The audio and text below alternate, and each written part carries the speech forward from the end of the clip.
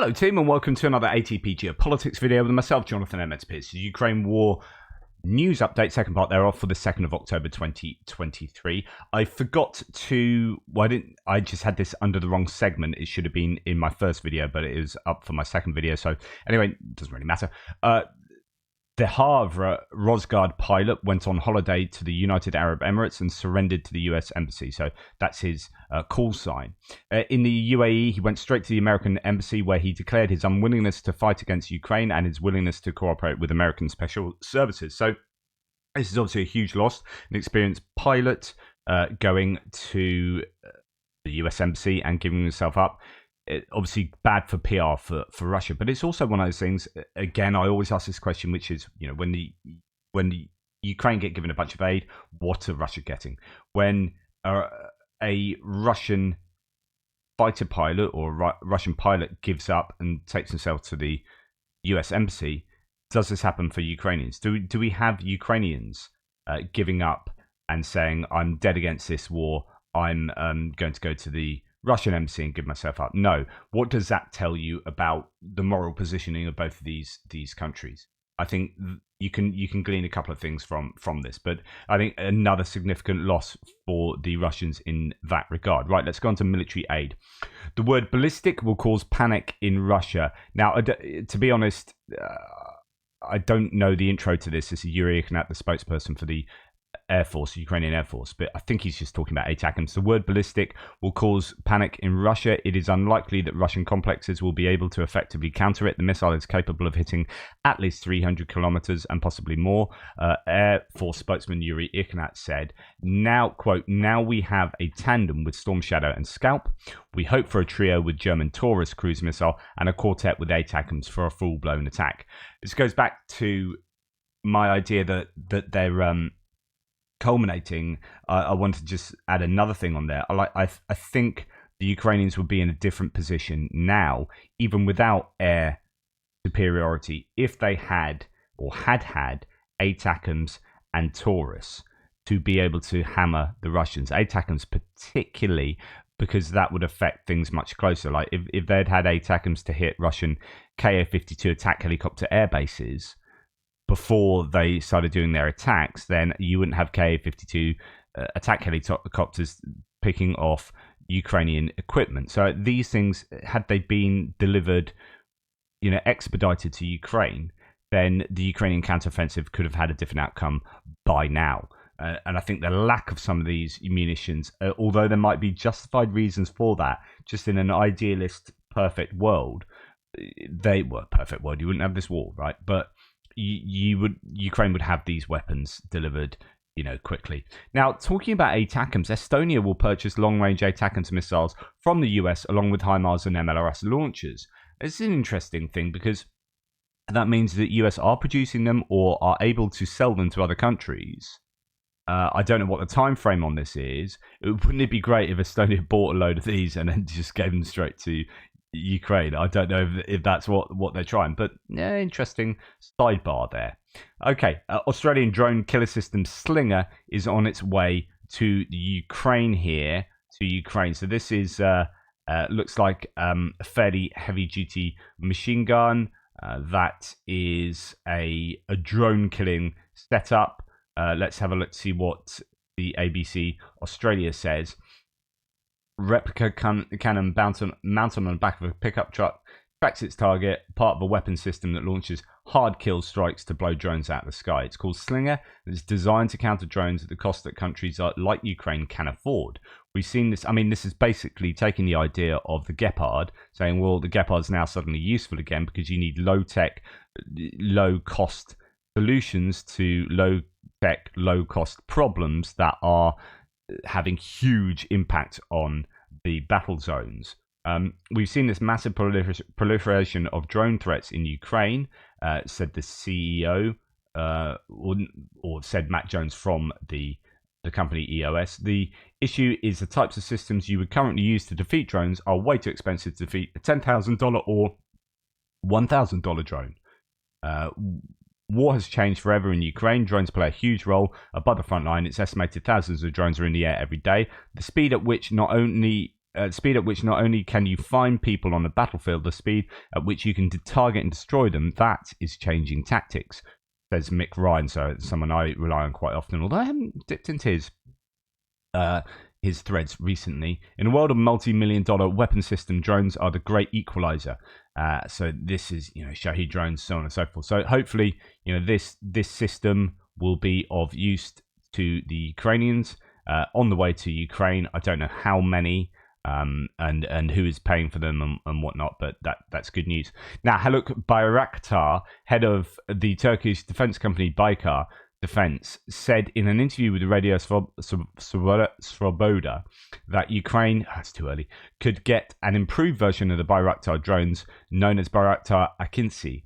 The matter is currently being considered, he said. So I believe they're going to be manufacturing these within Ukraine. Baykar are one of the companies involved in this defense alliance,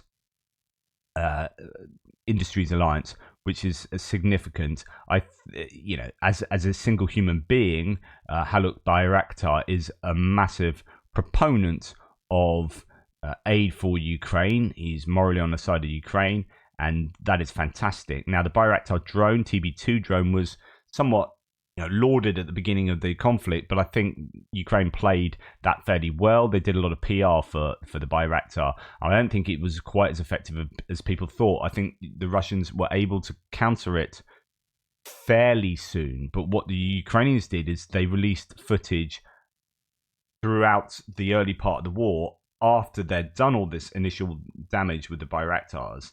They didn't release all the footage at once. They eked it out over time, which made you think that the Bayraktars were continually having these impacts on the Russian forces, but actually they weren't. The Russians, I think, had probably countered them by then.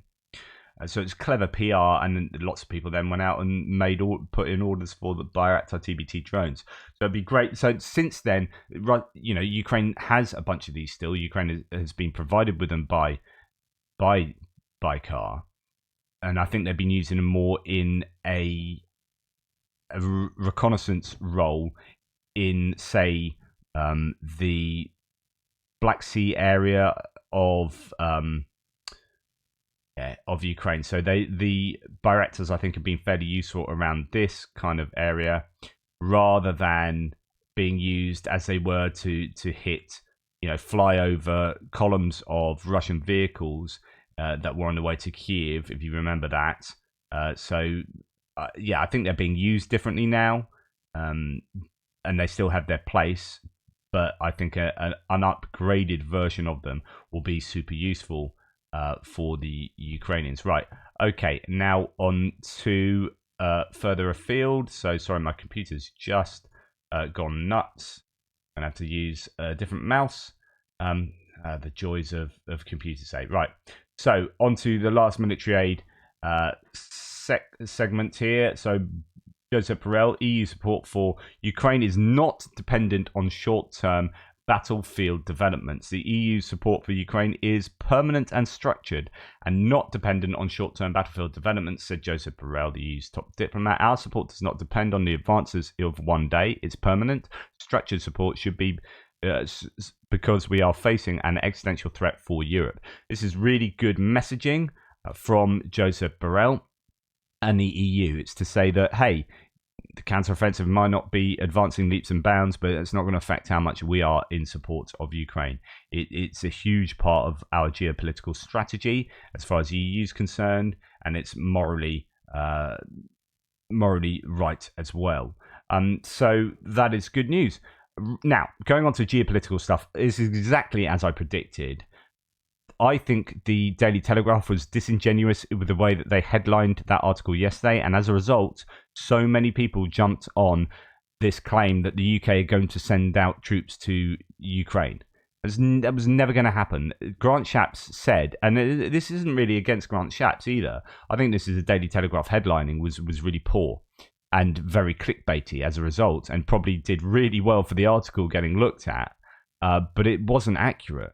So the article was something like UK to send troops to Ukraine, and then you read the article, and it's like Grant Shapps was discussing whether this was something that might happen in the future type thing.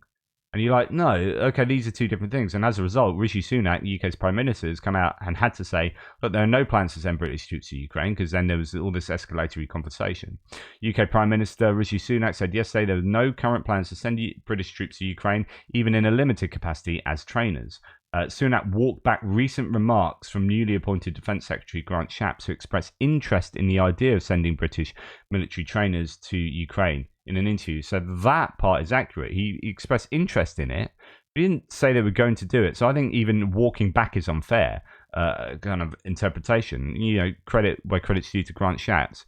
And I don't like the man, but he didn't say that. That is just media taking it out of context. I'm glad that I pointed that out yesterday and didn't run with the kind of general idea that the UK were going to send troops, because it wasn't going to happen. And I could see that. You're not going to have a NATO country openly say, yeah, we're going to send troops without an awful lot of discussion about that between international allies and whatnot. Right, we're going to go. There's a lot of European content now to do with European politics. So let's start with Slovakia. We have bigger problems than helping Ukraine, says Robert Fitzo. We believe Ukraine is a huge tragedy for everyone. If SMER-SD is entrusted to form a government, we will do everything possible to ensure that peace talks take place as soon as possible. So this is the guy that's now been voted in, or at least, yeah, they won parliamentary elections. His party, 25%. So I think 17 point something percent. It's not a huge victory, and it's clearly coalition. There's no overall majority. And I'm going to read out a comment of someone in a second on my thread that is really useful. So early parliamentary elections, said no reports originally, were held in Slovakia. According to the preliminary results, pro-European party PS lost to the pro-Russian party SMER-SD. These are a centre-left party, but they also appear to have quite a few populist approaches that are very aligned to sort of Viktor Orban's Fidesz party in Hungary. So it's a bit of a mix of politics going on with this party. At one of the rallies, he stated, this is Fitzo, that the war began in 2014, allegedly when Ukrainian Nazis and fascists started killing Russian citizens in Donbass. So, he wants to completely cut military support to Ukraine. Okay, well, we're going to have to watch this closely to see where it goes. Hungarian Prime Minister Viktor Orban congratulated Russian Slovak politician Robert Fico in the victory in the parliamentary election. So he's one of the first of Russia, and compliment him, of course.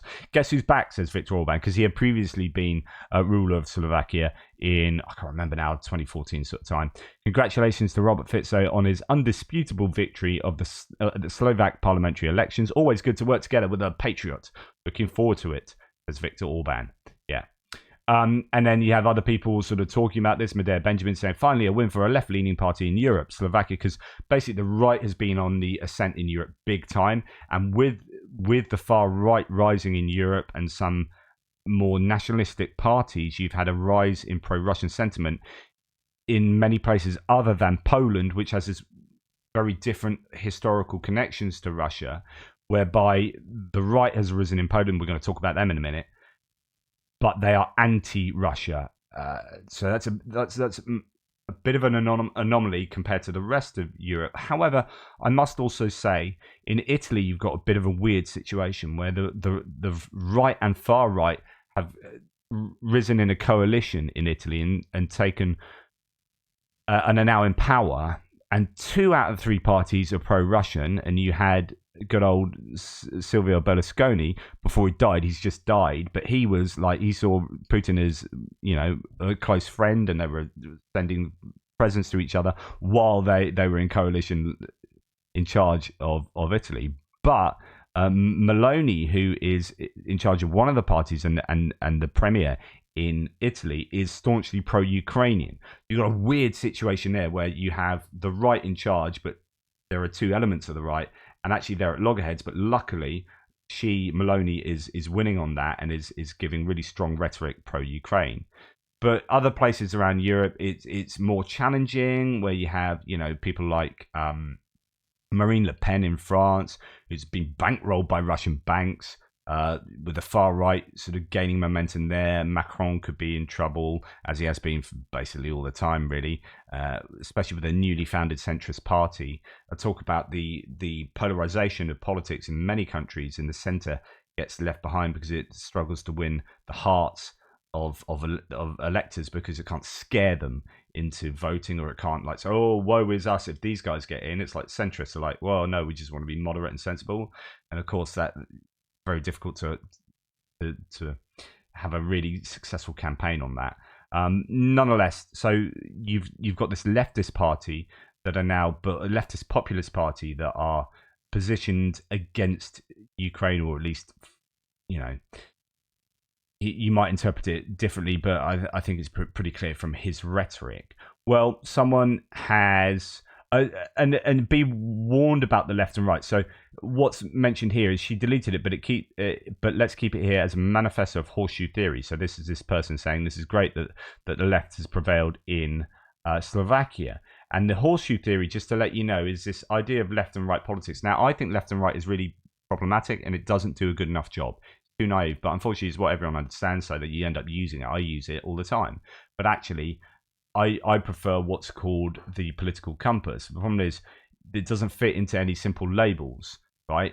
Like left and right, you say one word, you understand what you mean. We're like, okay, well, this is what I mean. You're kind of this authoritarian, but on politics, you're left leaning politically, but you're authoritarian. So it means that you're in a technocracy, Nazism or whatever.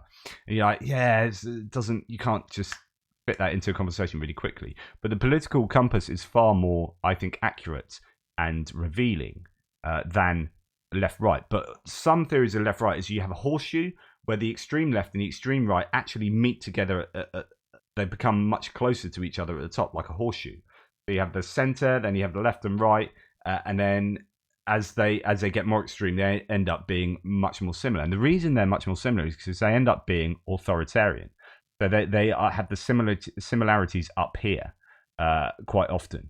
And that's why it was quite easy for, I think, the USSR to slip into from extreme left communism to what I think is now fascist ultranationalism. And they've gone from there to there just like that. And the reason is because actually they're quite close on the horseshoe theory, that they're connected by authoritarianism, which is like, we are going to control you completely from the top. You have no individual liberty.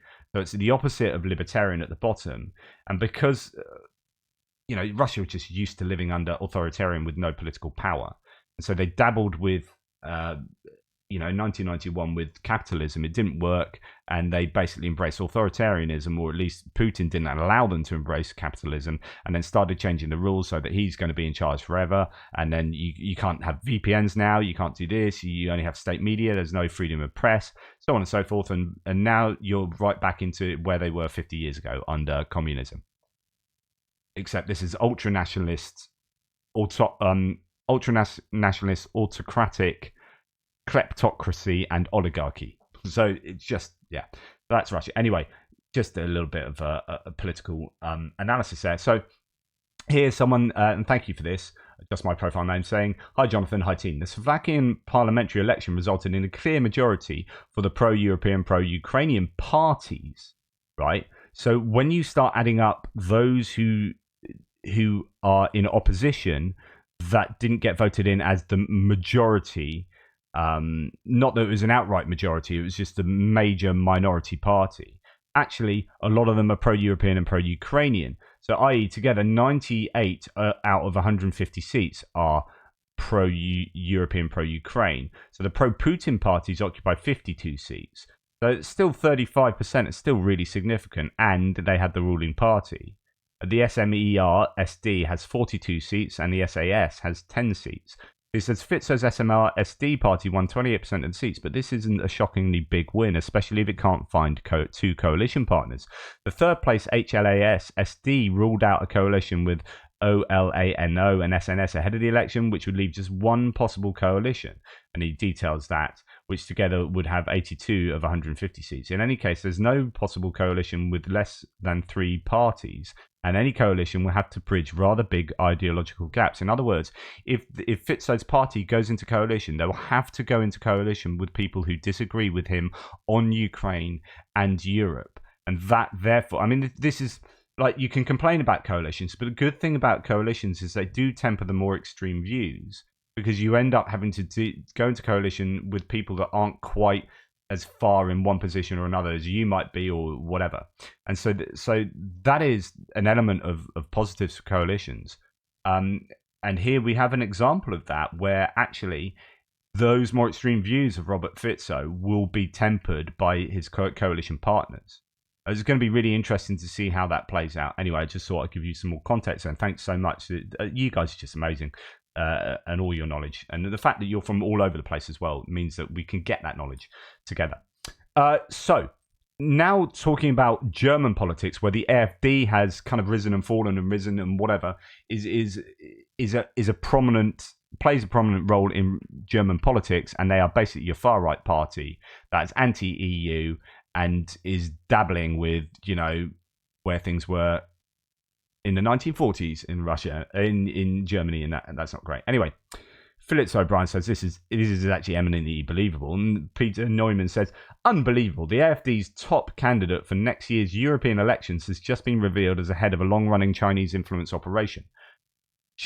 It is crazy, but actually, this is pertinent to Ukraine in terms of influence in Europe with pro-Russian and pro-Chinese sentiments. Now, we've had this issue in the UK with something like 3 people now that have been seen as having connections going back to 2021 with Chinese influence in the Conservative Party in the UK, and that I reported on that recently. That was a massive surprise. The Chinese influence is infiltrating into Europe and the UK, and no doubt all over the world, really. And that's something that we need to watch out for, because it will be aligned with Russian ideology and desires, almost certainly. So the AfD's top candidate for Europe's next European elections, seen as having Chinese influence. Not a good look for them, but you know, we'll see how they do, I guess. Foreign ministers in the European Union countries are convening. So this is a surprise convention taking place in Kyiv that wasn't announced, for the first ever meeting of all 27 member states of the EU, their foreign ministers. So obviously, you know, UK won't be there. But Joseph Borrell has announced that today will be taking place in Kyiv. The European Union has allocated a total of 85 billion euros in support of Ukraine, said the head of EU diplomacy, Joseph Borrell. He's getting around, isn't he? In particular, EU military support reached 25 billion euros. The European Union will continue financial support for Ukraine and increase it regardless of what happens in the US. So this is great. This is connecting or disconnecting American political outcomes with European support for Ukraine. So that's fantastic. If, say, the worst case scenario, as far as they're concerned, of the GOP getting in and in 2024 and not being supportive of Ukraine and doing a volte-face on US support, I think that's unlikely, but just run with it. Like, if that happens, then the EU will still stand strong with Ukraine. Of course, that then depends on constituent EU nations being pro-Ukrainian as well, because quite often you need a unanimity of voting, and this is a problem with Viktor Orban. If you want Ukraine to accede to the EU, it will require Viktor Orban voting for that. Be a problem. Okay, now talk about Poland. I talked about how they sit on the right, and their major opposition is Donald Tusk, who was a previous major EU politician. I forget what role he played. I do apologise, my memory's not great. But look at the size of this, and we saw this last year. Was it when they came out, or was it earlier this year? When I think it was earlier this year actually, when the ruling Justice and Law Party tried to pass a bill that would basically invalidate Donald Tusk from running, from being a politician and running, and they had the biggest ever protest in Poland, and there's a massive rally again. As you can see, there's a huge amount of people. So many thousands on the streets in Warsaw today, Warsaw, supporting the opposition coalition in their Million Hearts March, led by Donald Tusk. The election here in Poland in 2 weeks is being fought in a bitter campaign between the two sides. That is one to watch. But from a Ukrainian position, actually, whoever wins that, you're generally going to be okay for Ukraine. Although there are some cracks in the Polish-Ukrainian relationships at the moment between different players there, and over the grain export and import over vegetables and fruit from Poland, and there's a bit of a tit for tat going. So maybe it would be slightly more beneficial for Donald Tusk to get in Poland as far as Ukraine is concerned. But that may be my bias in preferring Donald Tusk from the social point of view. He's much more socially progressive. At the moment, the Law and Justice Party are trying to shut down on loads of things in Poland: access to reproductive rights, healthcare and abortion, access to, they're democratically backsliding slightly. So I would position myself with Donald Tusk personally, but I think with Ukraine the support will remain, but it just might be slightly better with Donald Tusk. I don't know. Let me know what you think. If you're Polish, let me know what you think down below. But of course, it depends on what your Polish political stance is anyway. But I find this interesting because we've heard the Nordic states and the Baltic states are stopping Russian cars allowing to go into those countries. Now, Bulgaria has joined in, and Bulgaria has connections to Russia, obviously, historically. But Bulgaria is also an interesting country in that at one point at the beginning of the war, they were responsible for a third of Ukrainian ammunition supplies. They have been huge in supplying and manufacturing Soviet-era ammunition and equipment for Ukraine. Well, Bulgaria has joined EU countries that have banned the entry of cars with Russian license plates, says the head of Bulgarian border police Anton Zlatanov. Bulgaria became the first Schengen areas of the free movement of people area. So Bulgaria is not in a Schengen, so you can't have someone from Bulgaria go to, say, France and get a job. Just walk across the borders. So the Schengen area, that's partly what I think a lot of the people in the UK voted for Brexit for, was like the free movement of people. They didn't want that. So, but there are countries in Europe that aren't part of the Schengen. Bulgaria is one of them. So he's the first non-Schengen country to support recommendation of the European Commission not to allow cars. The ban on entry of cars and trucks will take effect by the end of the day. Previously, the same ban was introduced in Norway, Finland, Estonia, Latvia, Lithuania, and Poland. And Russian hackers have attacked the official website of the British royal family. It's been reported by Sky News. This came out yesterday. Russian hacker group Killnet claimed responsibility for the attack. And cyber criminals, I don't think, have been able to gain access to the royal family systems or website content, but there have been hacker attacks. I don't know the details particularly. Right, so those who keep saying the mighty Russia can fight a long war, the accumulative effects of sanctions, conscription, and military demands on infrastructure is causing a slow motion implosion in Russia. Putin is possibly preparing the option to withdraw and announce he won by defeating Ukraine and has fought NATO to defeat an invasion of Russia. These lines have been emerging on Russian state media for months. Interesting. I don't know if that's going to happen.